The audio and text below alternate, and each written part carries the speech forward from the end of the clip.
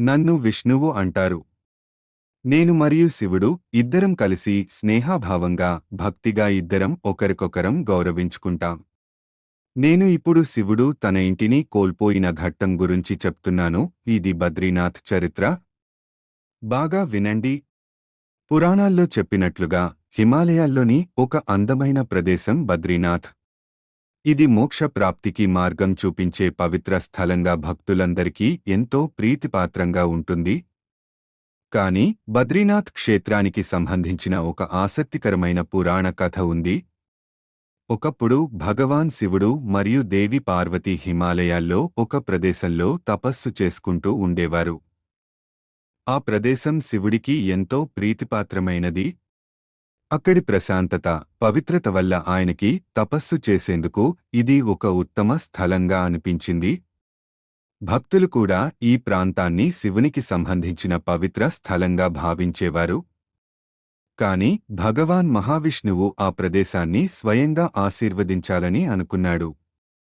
విశ్వంలోని శక్తులన్నీ సమతుల్యంలో ఉండేలా చేయడానికి ఆయన ఒక పథకాన్ని రచించాడు. ఒక చిన్న బాలుడి రూపంలో మహావిష్ణువు శివుని నివాసానికి చేరుకున్నాడు. అపరిచేతనుడిగా కనిపించే ఆ బాలుడు శివుడిని కలుసుకుని ఆయనతో మాట్లాడుతూ, ఈ స్థలం చిన్న పిల్లల కోసం, వృద్ధుల కోసం ఎంతో ఉత్తమమైనది. ఇక్కడ వారు సురక్షితంగా ఉండగలరు.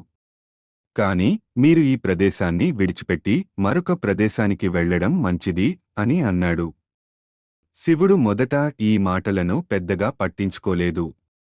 అయితే బాలుడు తన వాదనను మరింత దృఢంగా చెప్పాడు.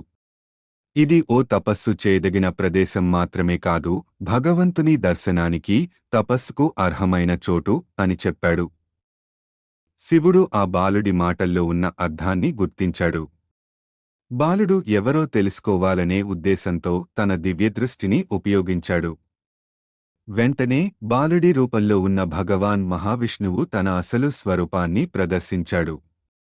తన ధ్యానాన్ని భంగం కలిగించకూడదని భావించిన శివుడు ఆ ప్రదేశాన్ని విడిచి కేదారనాథ్ ప్రాంతానికి వెళ్ళిపోయాడు.